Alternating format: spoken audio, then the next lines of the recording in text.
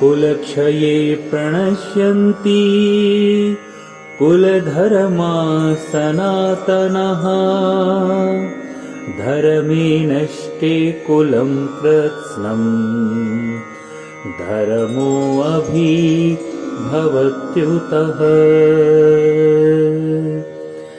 अर्जुन कहते हैं, कुल के नाश होने पर सनातन कुल परंपरा नष्ट हो जाती है और इस तरह बचा हुआ कुल भी अधर्म की ओर ही चला जाता है।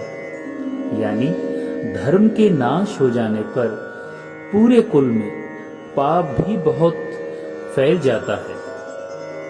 दोस्तों, यहाँ अर्जुन कहना चाहते हैं कि परिवार में जन्म से लेकर मृत्यु तक सारे संस्कार, सारे रीति रिवाज, ये सब घर के बड़े लोग ही नई पीढ़ी को सिखाते हैं, या ये कहें नई पीढ़ी अपने कुल के पुराने लोगों से ही सारी चीजें सीखती है और उन्हें देखकर उनका अनुसरण करके उसको आगे लेकर जाती है। यदि वो बड़े बूढ़े ही या घर के बड़े लोग ही एक साथ मृत्यु को प्राप्त हो जाएं, तो जितने भी संस्कार संबंधी पारिवारिक परंपराएं हैं वो सब रुक जाएंगी और परिवार के जो जवान सदस्य बचे रहेंगे वो मनमाने गलत आचरण में पड़कर अपने कुल को नष्ट कर लेंगे, जिससे वो कभी मुक्त नहीं हो पाएंगे। अधर्माभिभवात् कृष्णा प्रदुष्यन्ति कुलस्त्रियः स्त्रीषु दुष्टाषु वार्ष्णेय जायते वर्णसंकरः। अर्जुन यहाँ कहते हैं, हे प्रभु, हे कृष्ण, पाप के अधिक बढ़ जाने से कुल की स्त्रियां अत्यंत दूषित हो जाएंगी और हे वार्ष्णेय, स्त्रियों के दूषित हो जाने पर वर्ण संकर संतानों के उत्पन्न होने का बहुत बड़ा संकट आ जाएगा। दोस्तों, यहाँ एक बात बहुत आसानी से समझी जा सकती है। हमारा धर्म, हमारा सनातन संस्कृति यही बताती है कि माता बच्चे की सबसे पहली गुरु होती है और यदि वह बच्चा ही गलत प्रकार से उत्पन्न हुआ हो, गलत आचरण से, गलत मानसिकता से जन्मा हो, तो वह धर्म को कैसे आगे लेकर जा सकता है। दोस्तों, जीवन में शांति, सुख, आध्यात्मिक उन्नति, इन सब का मुख्य सिद्धांत मानव समाज में अच्छी संतान के होने से होता है। ऐसी संतान समाज में स्त्री के सतीत्व और उसकी निष्ठा पर निर्भर करती है।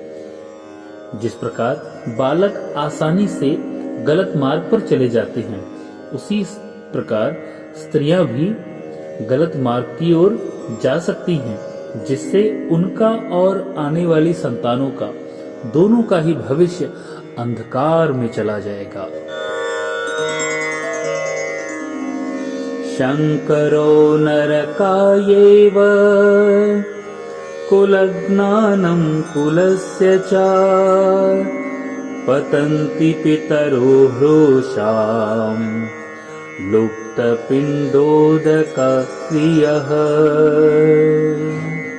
अर्जुन कहते हैं, वर्ण शंकर कुल घातियों को और कुल को नरक में ले जाने के लिए ही होता है। लुप्त हुई पिंड और जल की क्रिया वाले, अर्थात श्राद्ध और तर्पण से वंचित इनके पितर लोग भी अधोगति यानी नीची गति को ही प्राप्त होते हैं। दोस्तों, यहाँ अर्जुन कहना चाहते हैं कि वर्ण शंकर का मतलब है वर्ण यानी समाज की मर्यादाओं को सम्मान ना देते हुए गलत तरीके से, गलत वर्णों के मेल से जो संतान उत्पन्न होती है, वह सब धर्मयुक्त समाज को नष्ट ही करती चली जाती है। गलत आचरणों के द्वारा उत्पन्न हुई संतान से कभी भी उस कुल के पितर लोग, जो अनेक ऐसी योनियों में बैठे हैं जहां उन्हें अपने कुल के लोगों के द्वारा दिया हुआ जल, अन्न, और पुण्य कर्म आदि प्राप्त होता रहता है, जिससे वो सुख प्राप्त करते रहते हैं, वह सब बंद हो जाता है और वह पितर उस कुल के वर्ण संकर संतानों को कभी आशीर्वाद नहीं देते। उनका तो क्रोध ही उन्हें प्राप्त होता है। दोषैरेतै कुलज्ञानां वर्ण संकर कारकै उत्साध्यन्ते जाति धर्मा कुल धर्माश्च शाश्वतः।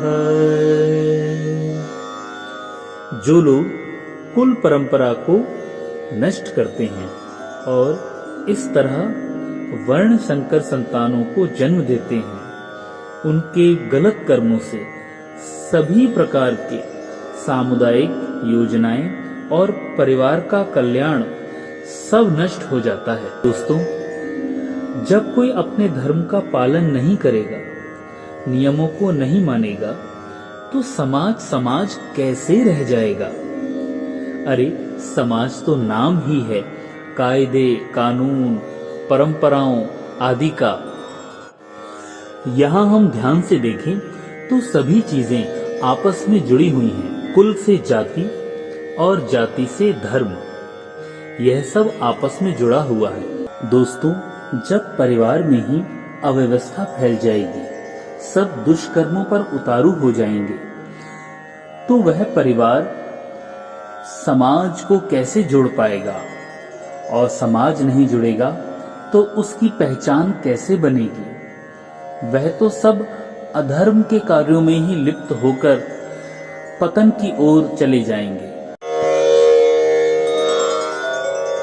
उत्सन्न कुल धर्माणां मनुष्याणां जनार्दना नरके नियतं वासो भवतीत्यनुशुश्रुमा।